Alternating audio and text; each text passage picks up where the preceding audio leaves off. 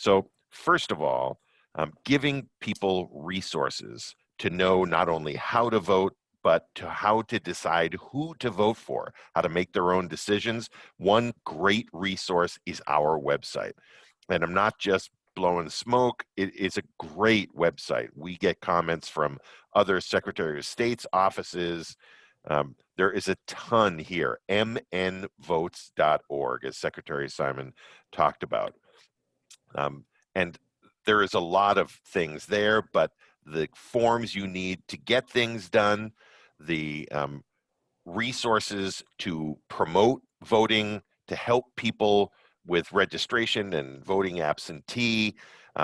As Secretary Simon said, you can track your ballot, check your registration. So not only can you do things, but you can check them on our website, which is the key to making sure that your vote is counting. Another great thing is seeing what's on your ballot on our website. It's a great tool. And for those who are voting in person, either early or on November 3rd, you have the right to bring a sample ballot that you've printed out and done your research and marked. I do it every time I go to the polling place because I don't remember who I'm going to vote for all the time.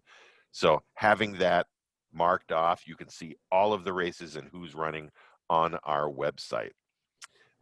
Specific resources, especially for those doing voter outreach, like this voter registration reference guide that tells you not only key dates, but best practices for helping people register, answering common questions, the basics of what you can do and what you cannot or should not do. We have fact sheets. We have fact sheets that are half sheet, two-sided, in depth on a particular subject, like all the help that a voter is allowed by law to get, how do college students have the choices to register and vote, voting with a criminal record. You can see all of these here. Not only on our website can you view them, download them, or print them, and by the way, the left-hand column is available in 12 languages, and we just added the 13th that we're going to be posting, which is ASL for 4 of these, and then we're going to continue adding that resources in ASL interpretation.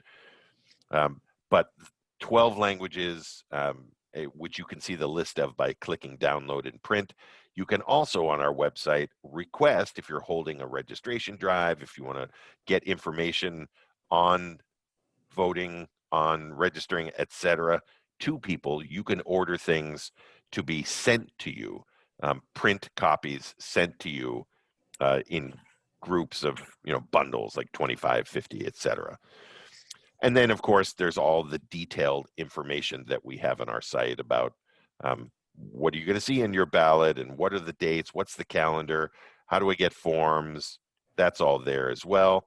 Every week, Nasser and I lead a discussion, a Zoom discussion every Friday from 10 to 11, and it's really just a place for people to come and ask questions. Heard about this thing, is this a rumor, is this true, how does this happen? Any of those questions, you can come and just listen, you can come and ask. Love to see you there. And we sent to Urban League Young Professionals, we sent this presentation, so they'll be able to share it with you for things like this Zoom link or our email. Just noting this, and honestly, we took this from Secretary Simon, who especially when he talks to first-time voters, he talks about the traditional reasons that many of us heard growing up in your high school civics class of why you should vote, and they're all great reasons. Nothing wrong with it's our duty, it's our right as Americans, people have fought and died for your right to vote. It's all true. But it's also what you see in the middle there, that voting gets you things that are important to you. And when you figure out what matters to you, whether it's healthcare or lower taxes or more services or good schools, whatever it is, voting gets you those things by putting people into office who see topics the same way you do, who see value in the things that you value. And lastly on this page, if you leave your vote on the table, just like anything else of value, somebody is going to come and pick it up. Someone gets the power of your vote if you don't use it, and they vote. So keep that in mind. That is correct, Michael. So I just want to add one thing, if I may. So most of the time, specifically people don't vote most often. If you ask them, they say, nobody told me to vote. And I sometimes I ask them, like, why did you vote last time? They say, well, so and so, my uncle or my auntie told me to vote. So that is where your voice comes in, because you are connected to a community member. There are people who trust you. There are people who trust you as a source of information. When you tell them, they obviously go and vote. So that is where you come in. And it works because voting is more personal. When you talk to people that you know, they go and vote. But when I talk to people that I don't know, they may not vote. But that is where you come in and really drive people to polling places, or, you know, convince them to vote. Awesome. Thank you, Nasser. General overview of the election. Yes, election day is Tuesday, November 3rd, and we'll talk about the kind of deadlines that Secretary Simon touched on. But we're in the early voting period. The 46 days before election day started Friday, September 18th, which means that any eligible voter in Minnesota can vote early in person or can request an absentee ballot, their ballots sent to their house. Just generally to say, please. Just generally to say, election day is just a last day to vote. So that's what I would just want to add. Excellent. The left-hand column at the bottom is what every ballot in Minnesota will have, and in the right is what some ballots will have. So you get to see your ballot. You are muted, Michael. I didn't say anything during that muted period. One of the keys is registration. The first thing that if we can get people to do is register. It does a few things. It makes the voting process easier.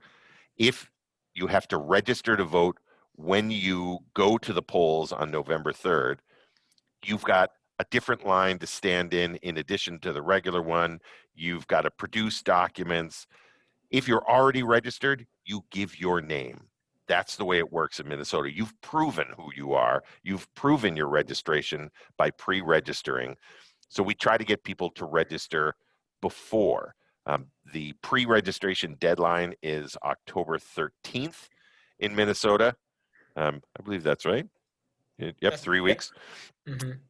And also this year, and any year you're using absentee voting, it's easier because you don't have to register at the same time. But this year, especially, you also don't need a witness on your signature envelope if you're voting absentee, if you're already registered. So there are different ways to register. You can register on our website, which we recommend. It goes right to your county. There are fewer errors, but you can register with a paper form, election day registration, which we talked about. And when you're renewing your license, there's a checkbox. Also register me to vote. You can do that too.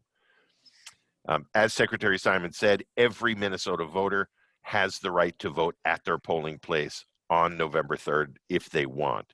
No problem, and we are working to make it as safe as possible, but we do believe that the fewer people at the polling place, the healthier it's going to be for voters and for those 30,000 election judges as well. So absentee ballot, as I believe Secretary Simon also said, I don't know why we're doing this, Nasser. He said most of what we're saying. It's any vote that you make prior to election day at your polling place. If it's a vote outside of that, we consider it absentee voting in Minnesota. So don't worry that you're not going to be out of state or that don't need a reason, don't need an excuse. Voting from home or voting early in person, it's all the same. To get an absentee ballot, to apply for one, whether in person or by mail, the deadline is really, the last day is November 2nd. But it depends on how much time you need to have that ballot get to you, for you to vote it and get it back by the deadline that Secretary Simon talked about. Postmarked on November 3rd, received by the 10th. If you're Excuse me, voting early, Michael. yes, Delta. Are you taking questions? Or are we just kind of popping in if we have questions, or how would you like this to go? What I'd love to do is, if there's something that needs clarification, break in and ask us, because we don't want to move ahead if it's confusing. But if it's a how do I, or what happens if, let's take those at the end. Got it. Thank you. So if you're voting early in person, you can go on November 2nd, the day before election, put in your absentee ballot application, get handed your ballot, vote it, hand it back, you're done. But if you try to get an absentee ballot sent to your house the day before the election, it'll be too late. So it really is a matter of how much time do you have left, and your county elections office can help you with that. We talked about the deadline for mailing it back. Also, you can drop it off at your county elections office by 3 o'clock on election day. And if if you're worried and you FedEx it or UPS it in, that is just by the end of the day on election day. Did I miss something? Oh, and in Minnesota, the law says that you can drop off somebody else's ballot for them for up to 3 people. That's the limit. You'll need your ID when you do. And the same thing goes, except for the ID, for bringing ballots to the post office or to the mailbox for others. Limit is 3. And we talked about the fact Question of clarification. Please. So I work as an election judge, and is it true that you can bring in your absentee ballot, or the ballot that you were going to do absentee, to the place that you vote, and like have them rip it up and then you vote instead because you ended up like not sending it in? So that's a yes and a no. Okay. If I can generalize the question, Delta, a little bit, if you request an absentee ballot, but you don't use it, can you go and vote at your polling place? Definitely, not a problem. You just can't vote twice in Minnesota. So if you never actually cast that absentee ballot, sure, it's not a problem. But know that not only could you fill out that ballot and drop it off at your county elections office by 3 o'clock on election day, but if it's farther away and you don't want to do that, we recommend, you don't have to, but we do recommend, call your county and tell them you're not going to use that. Rather than bringing it to the polling place, have your county, what's called, spoil that ballot, cancel it. And what that will do is 2 things. One is that no one, even you, can return it at that point. It won't be accepted because they're all barcoded. And what they'll do is take that barcode out and say reject. So nobody can use it. It's kind of a safety thing. But the other is that, as Secretary Simon was saying, that on election night, we'll know some of the election results, because if someone, and I don't think he gave this specific, but if someone is ahead by 1,000 votes and there are 700 absentee ballots that haven't been returned yet, that person wins. There's no way to overcome that lead of 1,000 votes. So if one of yours is that ballot that's not coming back, but it still shows as being out, it's better to let them know that you're not going to use it. They'll take it out of the system, and then suddenly there are 699 ballots yet outstanding on election night. So it's a nice safety thing, and it also takes it out of the outstanding ballots on election night. Track your ballot. It's fabulous. There are 4 things you can track. Has your application been received? What date was your ballot mailed to you? The date your ballot was received and accepted back, and then the date your vote is counted. Why is that important? I can't tell you the number of calls we've received since September 18th with the question, where's my ballot? So you can, if they had gone on and seen when the ballot was actually mailed out to them, they might have said, well, it's only been 3 days. I should wait a little longer. Also, for people who have any concern but who don't have a choice, and they mail their ballot back, they can make sure that that ballot shows up and is accepted at their county. And if it isn't in a reasonable amount of time, that voter calls the county and says, I mailed my ballot 2 weeks ago and you still don't show it. What can we do? And then the county will give you the options. And sometimes that option may be canceling your ballot and mailing you another, or you going to vote early in person, or even at your polling place. Well, did I have that as I think I just changed the screen that I was sharing. It just popped into a different screen. So I'm going to hang on 1 second. I'm going to stop sharing and share again.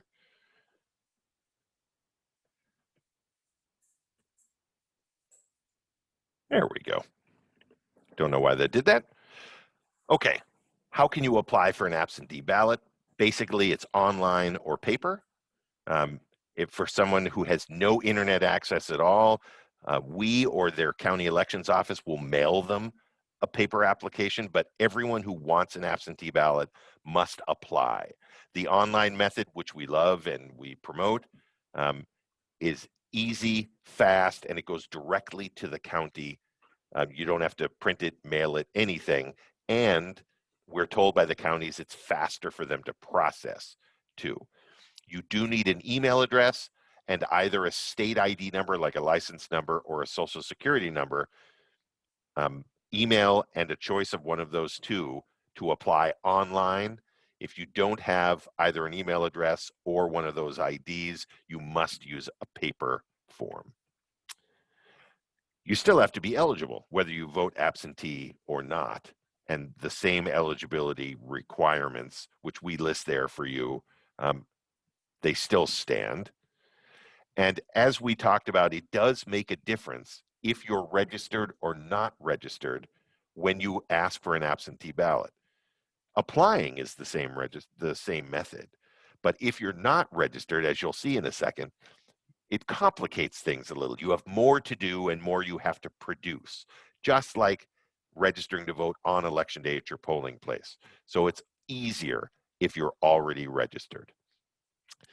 On the left, the paper form. On the right, the online form, same questions.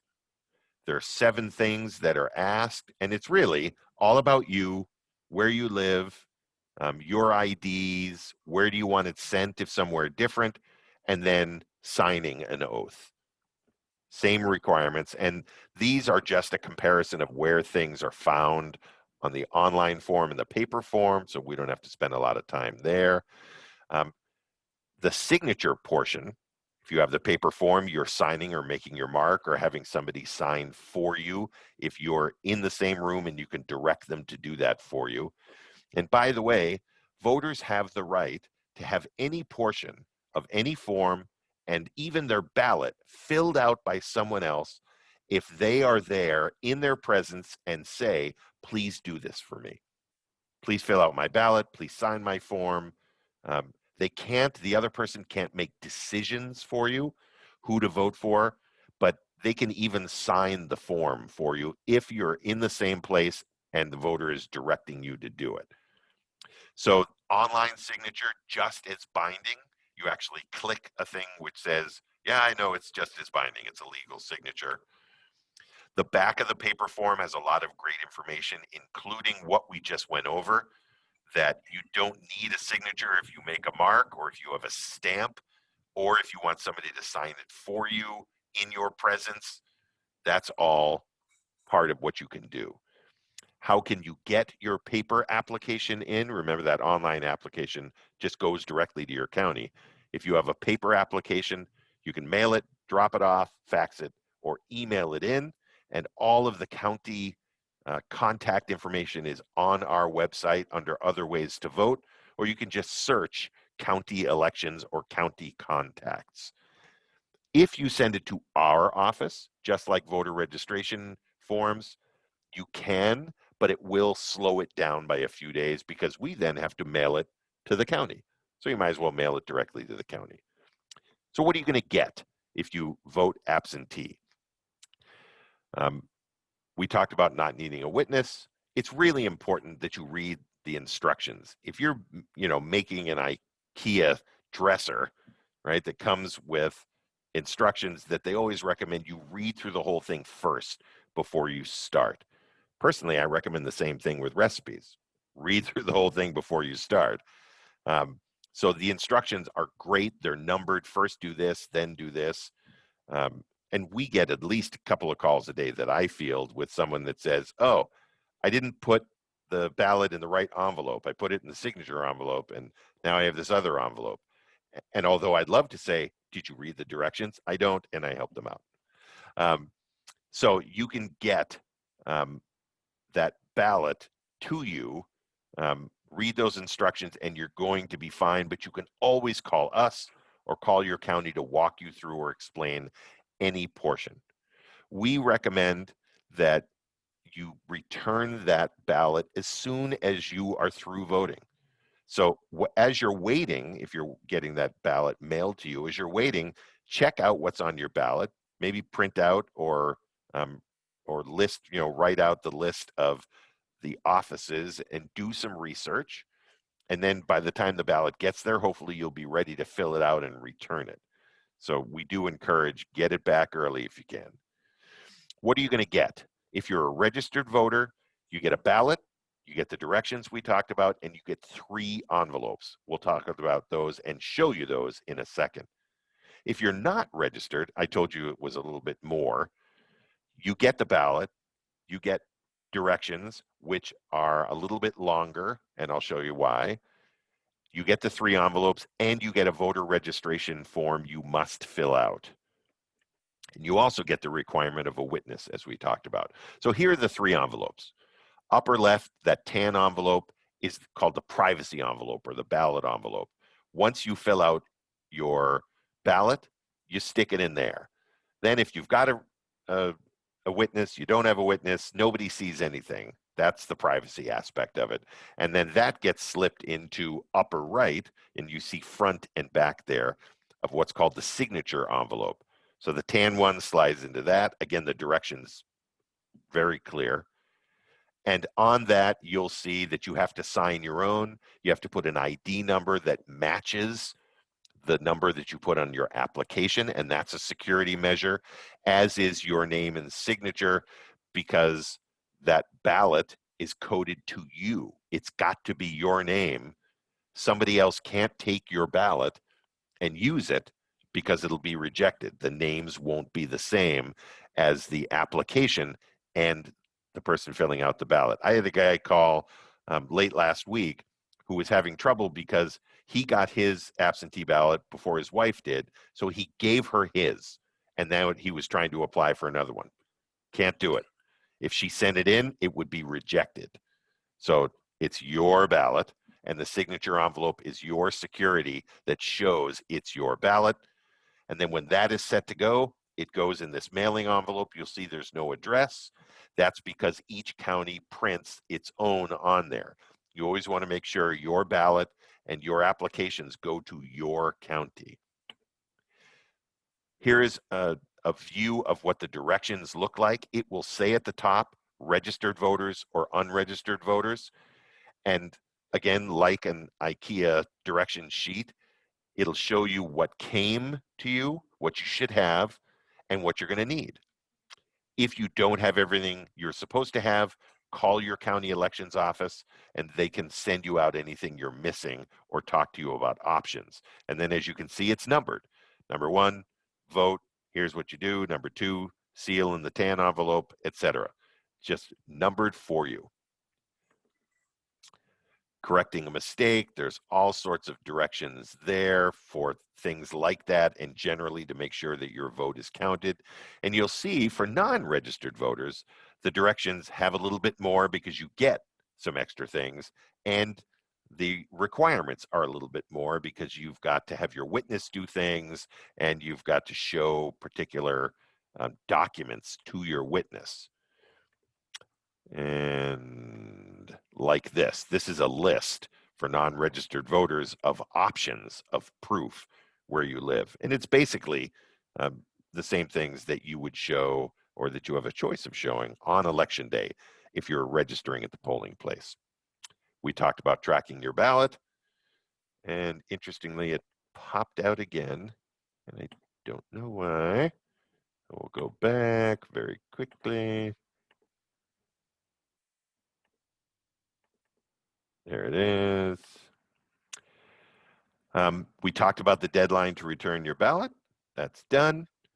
In Minnesota, up until the first day, the time that counties can begin to open up absentee ballots, which is at the end of business 2 weeks before election day, up until that moment, you have the right to contact your county and say, I changed my mind. Go into the file room, the locked file room, by the way, find my ballot, take it out, and cancel it. And depending on how much time is left before the election, they'll either mail you a new ballot, or they'll explain to you about where you can vote early in person, or you can go to your polling place, your choice. But you have that right to cancel that ballot or spoil, another thing, up until the end of that Tuesday, 2 weeks before. So don't worry about, well, what if something happens? What if something changes in the election? Up until 2 weeks before, you get to call your county and say, nope, that guy, that woman found out they're a jerk, don't want to vote for him, pull my ballot. All right.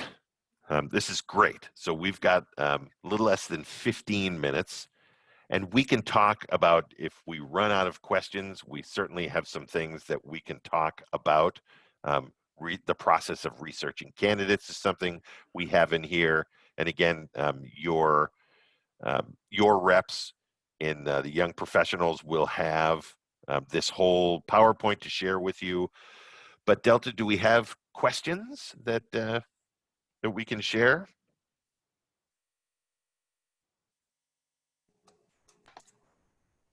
I had a question, and Kais, I don't know if you're getting anything on Facebook Live. No questions on Facebook Live. I'm checking none at the moment.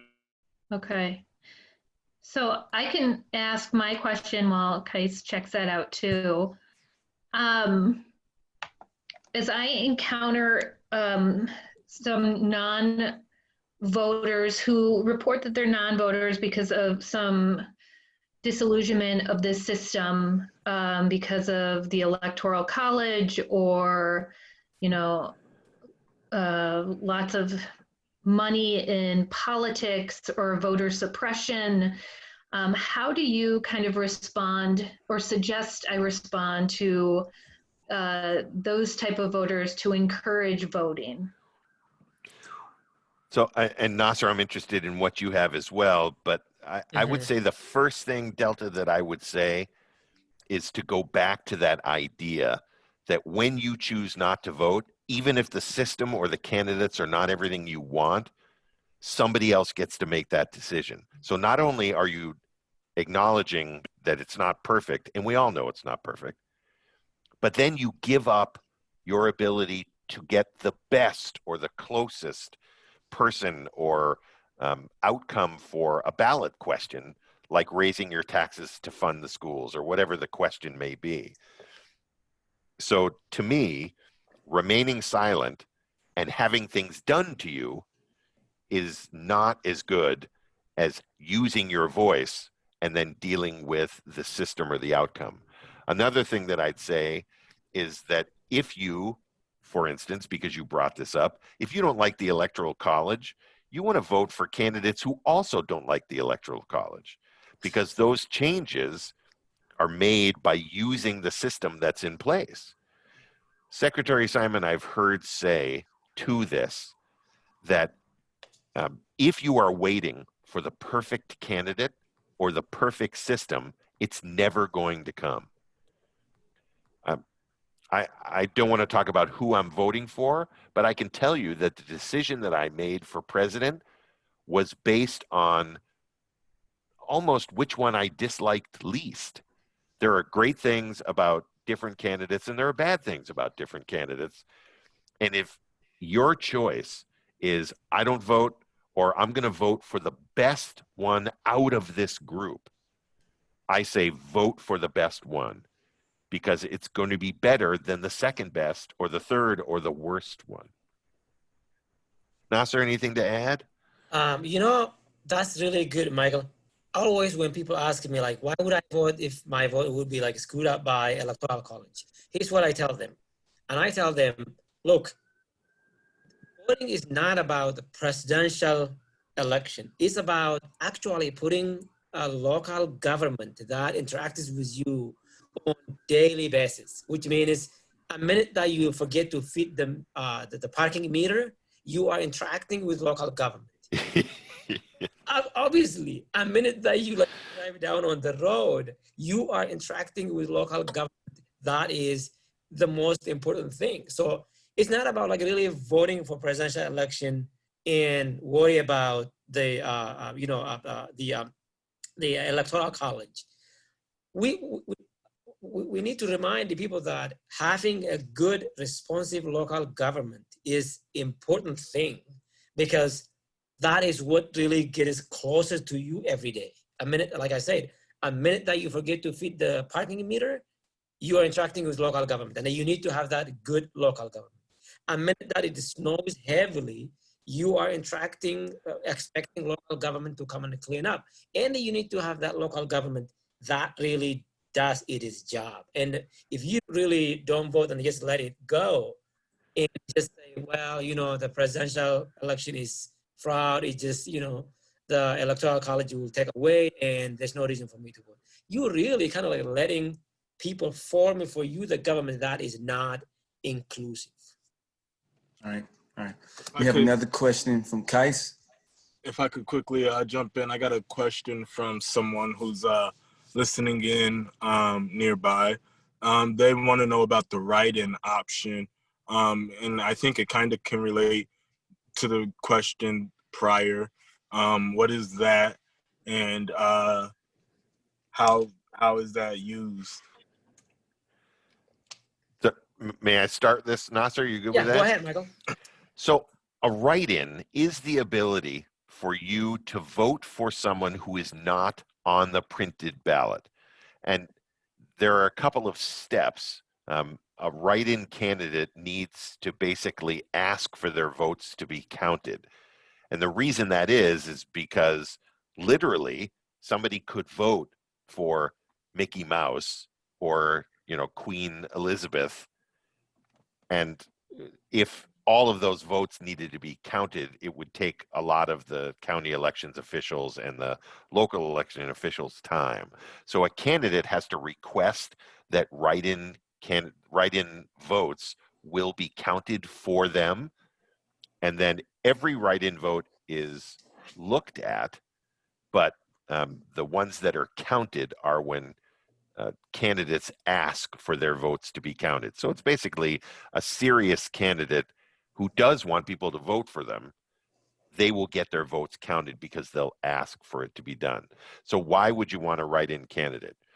Sometimes it's a statement because you want to show that this person who either entered late or didn't have the full backing enough to make the ballot stands for what you care about and you believe would be the best person in that office. Another reason, though, is that sometimes write-in candidates win if they can get their message out to enough people, and as Nasser said, especially for local elections where fewer people tend to vote. In Minnesota, you don't have to vote on everything on the ballot. You could go in and vote for just president or president and senator and walk out, and it'll count. There's no minimum requirement on your ballot. So fewer people actually vote all the way down the ballot to include local and judges, which means your vote counts more. You know, if there are only 170 people out of 3,000 in your town who vote for a candidate, you know, for a position that's local, you got a lot of power there with your vote. And if enough write-in people are convinced, that write-in candidate can win. So it's another option for you to put someone who's not written on the ballot, printed on the ballot, in as your vote.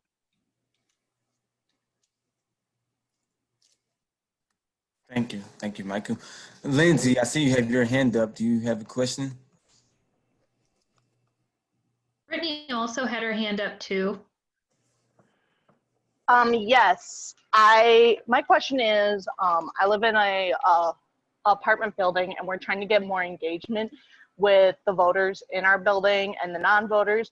Do you have any suggestions that would help motivate people who are non-voters, or just getting more local engagement? Thank you. All right, so I'll start out, and Nasser, if you got something to add. Yeah, so one thing I would suggest is that, and Nasser talked about, and I'll reiterate and talk about, add an additional, there are two, what, Delta, what? Oh, sorry, it looks like you guys were No, laughing. Rachel was messing with my video. I was starting to take it personal. The two main reasons that non-voters report, and these are especially young non-voters, but it works with first-time voters. The two main reasons that people report that they don't vote are that they're not asked. Nobody ever asks them to vote. And they're not from a culture of voting. You know, my kids, I can give you a personal example. My kids are voting because we talk about voting. So in your family, in your neighborhood, if people aren't talking about voting, people may not think to vote.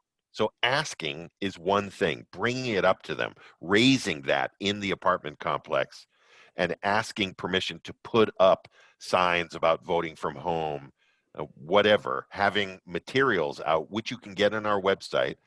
So if you want help in choosing them and getting them mailed to you, let us know. Our emails are there in the PowerPoint, or you can call the Secretary of State's office and ask for one of us. We'll help you out. But the other thing that I would suggest is ask permission to use a public space, you know, if you have to book it, but have a how-to workshop. Because the other reason that people report is that they don't know how to do it. They don't want to look, and this is not this is more stories we have heard rather than the survey, but nobody wants to look stupid. Going to do something for the first time and having absolutely no idea when they step in the polling place or the early voting center and walk in like, I have no idea. What do I do? Who do I ask? What? Nobody likes to feel that way, and especially doing something for the first time. So if you run a how-to, how to apply, how to register, even a mock polling place, which we can help you set up. When you walk into the polling place, first you're going to go here. This is what they do. This is what they're going to ask you. Then if you're registered, you go there. They hand you your ballot. Then you go there and you vote. And here's the rights you have when you're there. You can ask for another ballot if you screw up, because people do. They make mistakes on their ballot, and you have the right to get another ballot as many times as you need. You trade in the one you made a mistake on, they file it and show that it's not going to be used, and they hand you another one. Doesn't matter how many times. Or you have the right to bring in somebody to help you vote. That's your right as a Minnesotan. It's in the law. So holding one of these kind of workshops or discussions, or call it what you want, for your audience, but make people more comfortable with the process. And even if they choose not to vote this time, they're going to be armed. They're going to know what it takes. Another thing is show them what the ballot looks like, because especially with young people, the number of amazed reactions we hear, and I deal a lot with K through 12 and college students, but the number of amazed reactions we hear with, really? That's all you do? You fill in the bubble like a standardized test? Because they think it's complicated, or that you have to learn this whole thing to be able to do it. So expose people. That's a big thing. And the third thing I would add is registration, registration, registration. One, because it simplifies, but two, because if somebody is registered and you can tell them, you're not under the obligation to vote, just register. And if they tell you, by the way, oh, I don't want to be called for jury duty, voter registration is one of like 3 things that get you called for jury duty. You're not going to avoid it by not being registered. But once they're registered, they have started down that path. They're already on that path. And it's so much easier than trying to get somebody to start fresh. So registration is another thing I would think to do there. Nasser, anything to add? You know what I would say very shortly is that what energizes what energizes people and kind of really motivate them is really connecting them what matters to them. And like these 2 things are really important. One is that, okay, voting, and also what they care about. And so the policies that really affect them on a daily basis, like I said, having a better and responsive local government. Simply, if we talk about the high school educators, we know there's a lot of high school educators graduate from high school without really knowing that the schools are run by a school board, right?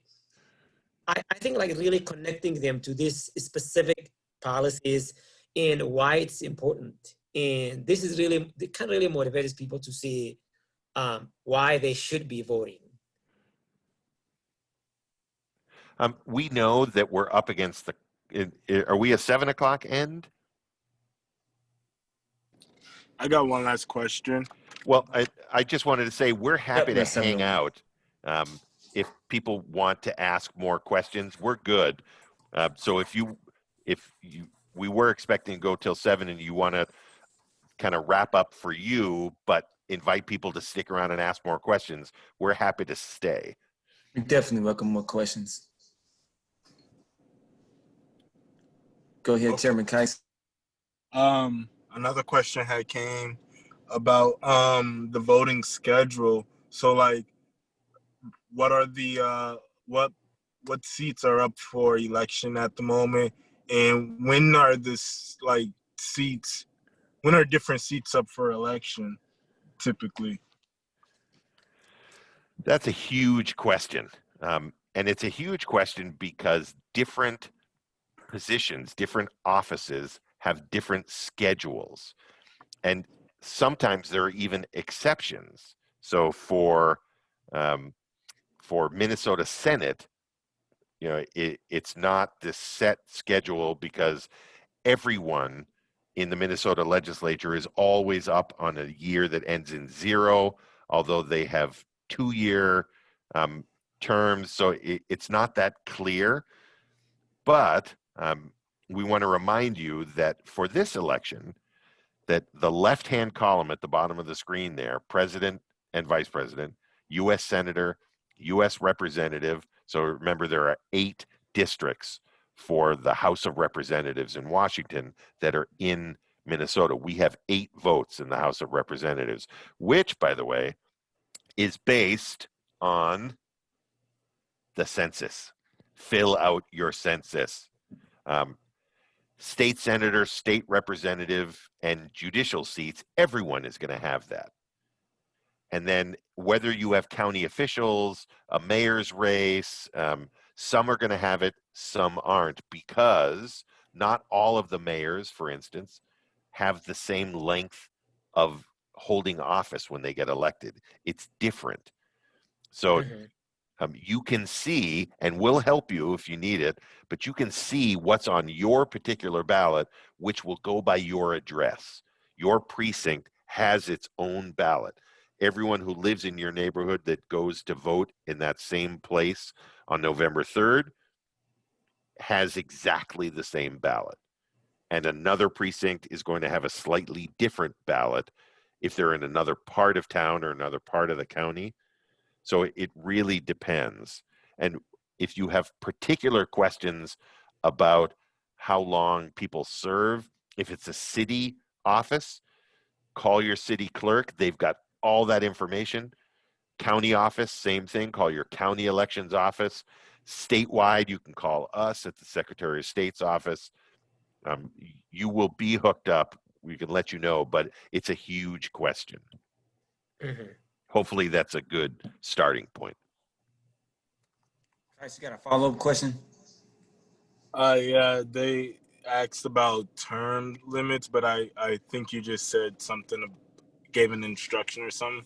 The question was about term limits at local levels. Yeah, are that up. would be a question for the city or township clerk, that office. Yeah. Thank you. Does anyone else have any questions? Brittany, go free to ask your question. I have, oh man. Hey, so Hey, I know you guys did touch base on this. Michael and Nazir did. Thank you so much. And it was the question before Kaisa's question. And it was just about reaching out to people and kind of like, not rebuttals, but maybe like suggestions on how they could feel more comfortable with voting. And I know that in my community, I hear a lot, with trying to get people to vote, like I hear a lot of, like them telling me like, oh man, what you're doing doesn't matter, you know? Or like, it doesn't make a difference anyway. Like them saying like, I'm not heard. That's the biggest one. And it generally does come from the younger crowd. Yep. And they just think that like their voice is not being heard at all. Like, and I don't know what would be, I mean, I'm just asking for some suggestions. Like what would be the best rebuttal for that, the best response? And again, I'm going to toss it to Nasser after I talk in case there's anything I miss or you've got a different perspective. But Brittany, I would say two things to them. One is there is not being counted because you're a tiny part of a large number and thinking that it doesn't really matter.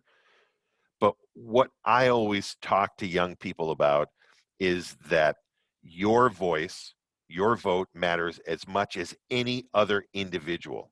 I've got this great cartoon that I found, and on the left is a space about, I don't know, this big that's filled with people, and it says, I voted. And then there's a space this big full of people that said, it doesn't, something like my vote doesn't count. The number of people who think their vote doesn't count is more than the number of people who actually vote. So it's amazing the power that the people who don't vote have as a group. The other thing that I would mention is that politicians listen to the people who vote. So it's this weird circle that young people feel they don't get listened to, so they don't vote. But if they voted, guarantee you those politicians would be showing up at schools and community centers and basketball courts, you name it, because if young people voted more, the politicians would want them to vote for them. They don't court their vote because they don't vote in the same numbers. Why do you think that senior citizens get all of this stuff? Because they're an incredibly powerful voting lobby, because so many senior citizens vote. It's the highest percentage out of anybody are people over 65. And they, look at Social Security. Nobody wants to touch it. They never win office again. So if you can think about that you will be paid attention to if you use your voice rather than my voice doesn't matter, think about what the reaction, what the repercussions will be to young people voting. And that's a great reason to vote, because then you're going to be listened to. Right now, they feel they don't have to listen to you because what's important to them is getting elected again so they can continue to do that job. And they go to and listen to the people who will elect them. So vote, and they're going to listen to you. Nasser, anything to add to that? I think what I would add to that is very simple. Michael, you said it very well. Sometimes, here's what I tell young people. If you are tired of, other people running for office and you really don't see any impact in your community, or you really don't think that it matters, run. That is what I always tell them. You need to run. That, like, simply, I encourage them, like, to jump into race and, like, get into the politics themselves, because sometimes they see themselves as outsider. So even though democracy is not like, no one is outside in the field of democracy. Democracy is a game of everyone. It's not a game that is designated to someone. But if you really want to stay outside, you stay outside. But I always encourage young people to just jump in themselves, run for something, whether that is a school board or a park board or a city council or a park, like just local offices. A lot of things that they could run for. The one more thing that I would add is that what is kind of cool to me has always been that the people that I, call sir and ma'am, they have power, especially, think of Secretary Simon, right? He's the Secretary of State or Governor Walz. And I would always be, well, yes, sir, happy to do that, blah, blah, blah. His vote and my vote, exactly the same weight. President of the United States gets one vote and it's exactly the same weight as mine. He may have, right? President Trump may have a lot higher salary than I do, might have, can get any ice cream he wants in the White House, whatever power he's got, but his vote, exactly the same as mine. We got a question about electors. What you were speaking about the weight of the vote, but then we got this group called the Electors, and they participate in the Electoral College, which is then deciding who gets the final vote. And what role does the elector play, and how are they selected? And how do you even make application to become an elector, if possible? So, and let me start off, if I may, Nasser, because I have my own axe to grind about the Electoral College, which is just the collection of the electors from each state. So this is one of those things that sounds like it's some national thing that we can't touch, but actually the number of electors, right, the people that vote together for who the president is a combination of the number of representatives you have in the House of Representatives and your 2 senators. That's what it is. And those people are chosen from parties. And when you go to your local precinct caucus, people who are interested in going on to the next level as representatives, they run. They say, I want to go to the kind of congressional level, and then out of those people, somebody says, I want to be a representative at the state party, and it keeps going up. So electors are chosen by the party. As a matter of fact, when Kanye West came to Minnesota, or his people came to Minnesota because he wanted to be on the ballot as a presidential candidate, one of the requirements was that he list a vice presidential candidate, but the other requirement was that he list 10 electors. Who is going to represent you in the Electoral College should you win? So he chose those electors to be in the Electoral College, because if he wins in Minnesota, he needs 10 people to be those electors. So that's one thing. A second thing is that Wait. Okay, hold on.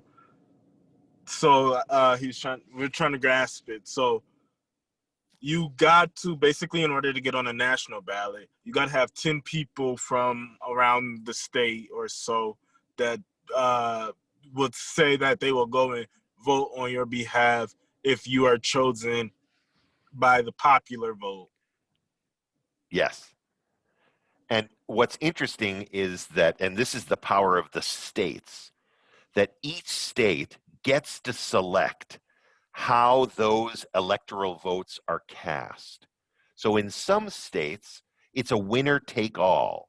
And this is one of those weird things about the popular vote, because if there are, let's say, and in 2016, we had 9 candidates running for president. And everybody, as far as I know, got some votes. So just because you win doesn't mean that you got more than 50% of the votes. You might have gotten less than 50%, but you got more than any one of the other 8 candidates. And I believe we have 9 candidates again this year running for president on our ballot in Minnesota. So the state gets to decide, and some states are proportional. If 80% voted for this candidate, they get 80% of the electors. And then 20% goes to another candidate, they get 20% of the electors.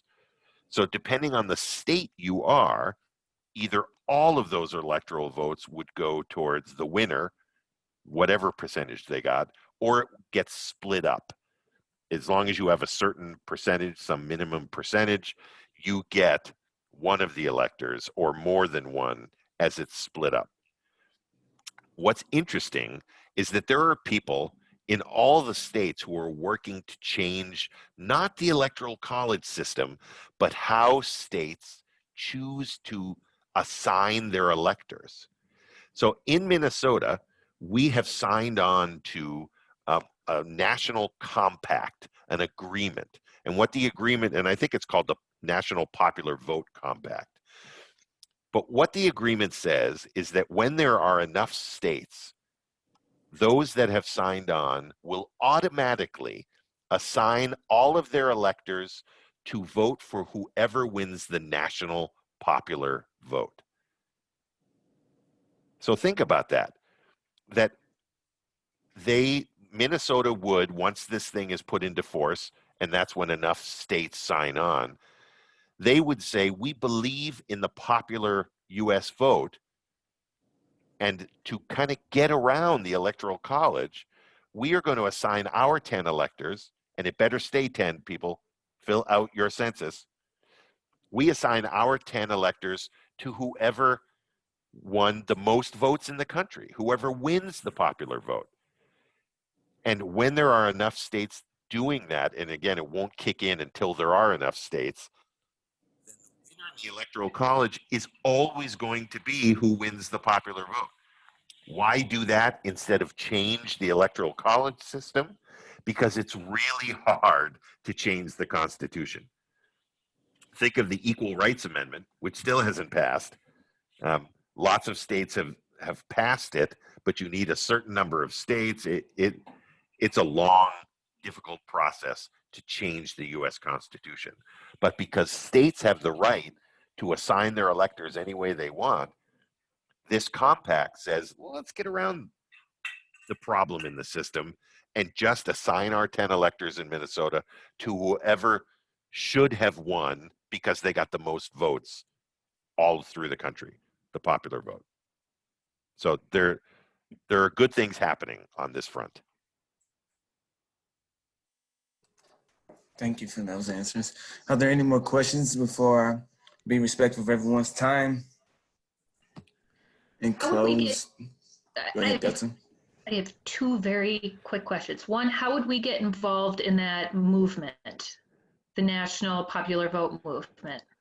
I am going to, hold on, I'm going to stop sharing for a second, and I'm going to exit the full screen so I can pop onto my internet and look up national, I think it may be National Popular Vote, but hang on a second.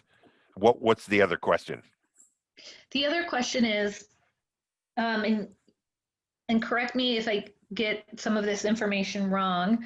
From what I understand, Governor Walz has kind of indicated that he would agree, and the Democrats in the state Senate have also indicated that they would be willing to pass legislation to restore voting rights to formerly incarcerated people. So it's kind of now a matter of trying to flip the state Senate.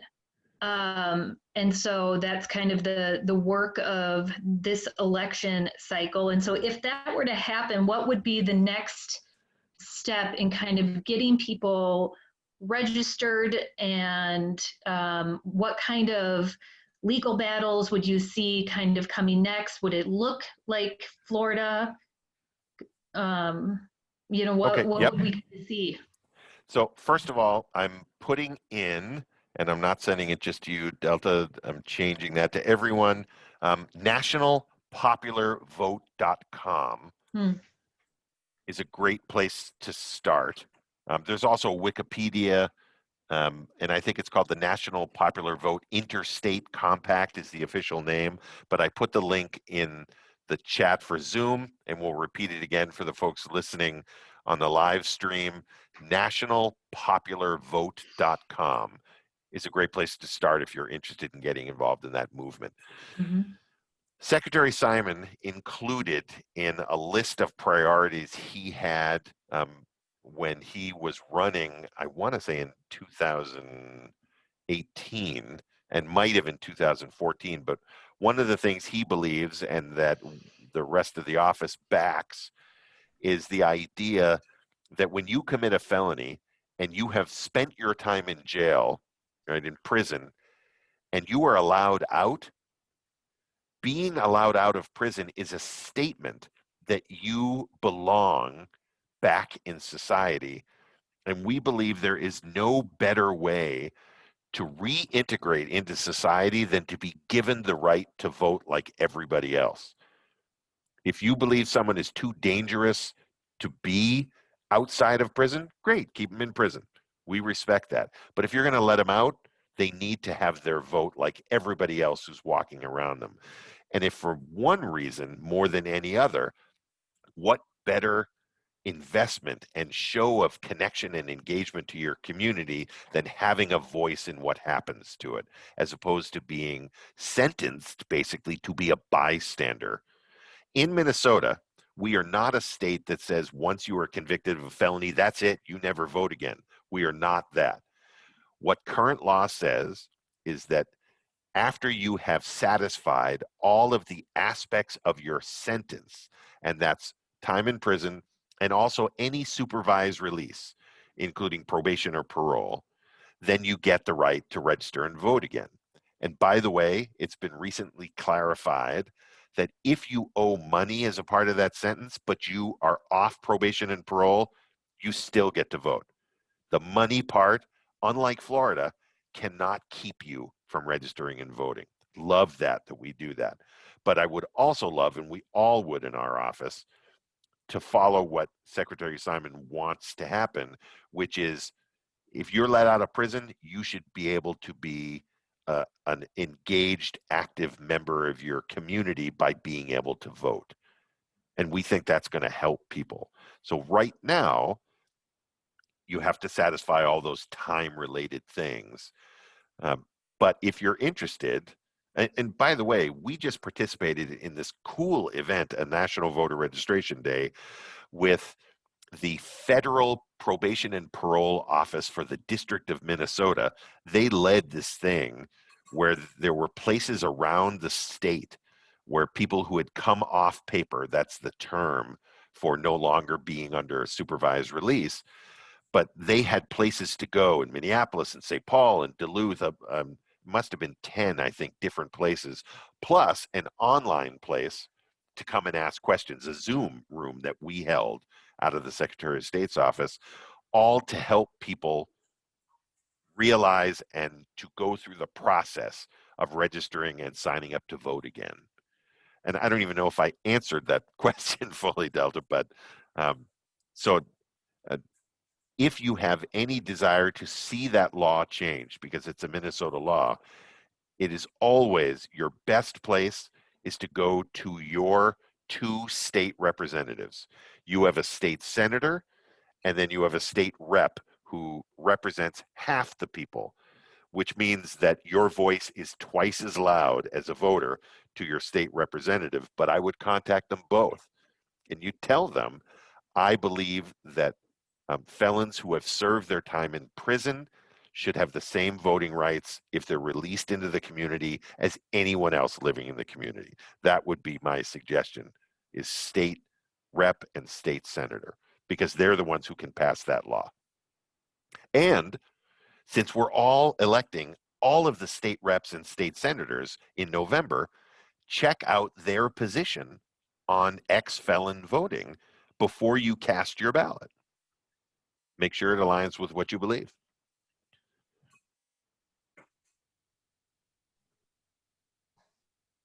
I agree with that. All right, if that's all the questions. It is 7:24, so I'll be respectful of Michael Nazar's time. Thank you again so very much, Secretary Steve Simon. Give him our word. Thank you again for taking the time out of your all's busy day to be here with us and providing this valuable voter registration resource. I'll give you this time to hang around for a few minutes if you want to, but we're going to transition into a few chapter updates. So feel free to hang around. Feel free to, Thank you. hang up. I think we Yeah, we happy head to out. talk. Yeah, we'll head out. Thank you so much again. Thank you. Appreciate it. You guys have a great evening. Bye. Thanks, everybody. Yep. All right. Before we transition, I just want to emphasize again the critical responsibility of voting at this year's election. The general election is November 3rd, but you don't have to wait until the voting day. You can vote early by mailing your ballot and voting in person at an early voting site. You can request an absentee ballot to be mailed to you that will allow you to fill out your ballot at home and mail in your vote with the pre-addressed stamped envelope that comes with your ballot. You have until October 19th to request an absentee ballot. If you are planning to vote early, the U.S. Post Office urges you to send in your ballot at least 7 days before election. There will be conventional voting on November 3rd. You can still go to your local polling place. And by all means, if you have not registered to vote, please register today so that you can be counted in this very important political election. May I say one thing? Yes, sir. Go ahead, Michael. The October 19th, you have until that date actually isn't true. It's a suggested date for the time it's going to take for your application to get in, for them to process it, mail it back, and you to get stuff back. So it's more of a suggestion. So if it's October 20th and you can't leave the house, you can't vote early in person, and you want to request that ballot, do it. Because as Secretary Simon said, once you get that ballot mailed to you, you can have somebody else drop it off for you. You don't have to worry about the time to mail it back. So I just wanted to mention that. Thank you. Appreciate that. Thank you again.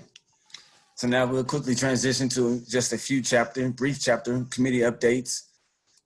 And Brittany, if you're available, I'll allow you and Kais, if you real quick, if you want to go ahead and give an advocacy committee update, let them know what you're up to. And then I'll talk a little bit about what's happening this weekend. Sure. I'll go just because my phone's about to die. So for the advocacy committee, we're working on onboarding interested committee members, and we'll be doing some call to actions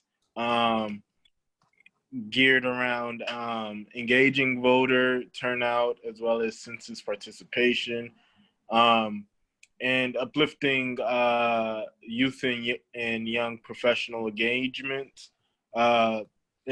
and widening and expanding the definition of professional.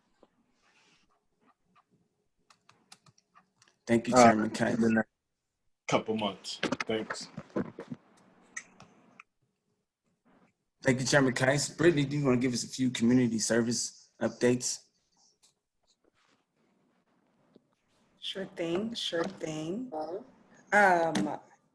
Just what we did recently, teaming up with Phi Beta Sigma. And we did the event that was, it was at Soul Bowl, but it's called what is it called, Grays now? Or like the Grays, yeah. So we did that and that was great. And that was also working with voter engagement as well as census as well. And then we had a plan to do the movie showing, but we ended up just showing it online just due to the weather and things like that. But community service is just really planning on just getting our hands on some more community projects. And we really want to do at least one more like voter engagement or census thing before our time runs out here while we do have time. And I can't think of anything else at the moment. I'm trying to think. Rachel, if you can think of anything, go ahead. Okay, thank you. Do you guys have any upcoming meetings in the next coming weeks? Not that. We do. They're planned. We want them planned to meet twice a month. just going forward. And then if we have to throw in an extra meeting, or if there is something that needs some special attention, we do plan on calling more than 2 meetings a month. And it is just because we want to get our hands on, especially right now, right before the election, to get as much information about voter registration and census out before then. So now, as far as specific date, I don't have one. Okay. Unless that sends me. Appreciate that. If anyone's interested in learning a little bit more about the Community Service Committee's work and how to learn more information and how to get signed up to volunteer, please leave your information here in the chat box. I'll be sure to get that information over to the committee leaders as well. I also wanted to announce before I let everyone go, this weekend, in partnership with Michelle Obama's When We All Vote, the Urban League Twin Cities Young Professionals, and the Minneapolis St. Paul's Delta Sigma Theta sorority, we are looking for volunteers for the upcoming COVID-safe food distribution and voter registration early vote drive-up event happening this Saturday, October 3rd, between 10 a.m. and 3 p.m. Other partners include Wonderland, Live Nation Urban, United State of Women, and Minnesota Voices. The location in Minneapolis would be Willard Hay Parking Lot, which is located at 2163 North 14th Avenue, which is the cross street between Penn and 14th Avenue North. And the other location will be in St. Paul at the Olivet Baptist Church. Janine, if you could give me the exact address of the church, I'm not 100% sure of what it is, but if you're available, you can feel free to chime into the exact address. So a little bit about the event. The COVID-19 pandemic has created unprecedented challenges for Americans across the country, threatening our health and safety while putting many out of work and struggling to put food on the table. At the same time, 1 in 5 Americans are still not registered to vote, and voter registration rates, especially among young people and people of color, have dropped dramatically during the COVID-19 pandemic in the previous years. So us, along with other trained community-based volunteers, will register voters in person, answer any questions, concerns that they may have in the voting process. We'll also be giving out food bags and boxes as well. So if you all are available, please join us. Feel free to leave your information in the chat. If you want to know more about how you can sign up to volunteer, I can get that information out to you as well. Janine, I see you popped up, so feel free to chime in. You asked me for my, or for the address. It's 451 Central Ave in St. Paul. I don't know if that's north, south, east, or west, but it's 451 Central Avenue, Mount Olivet Baptist Church.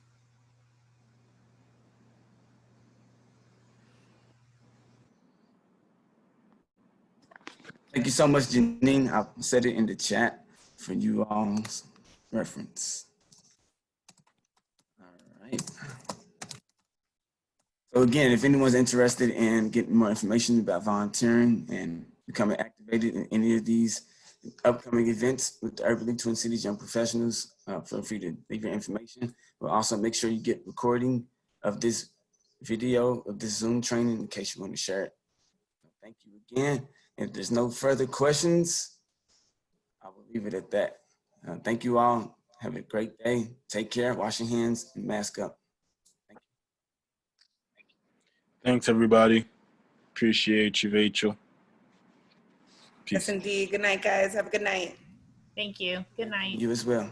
Good night.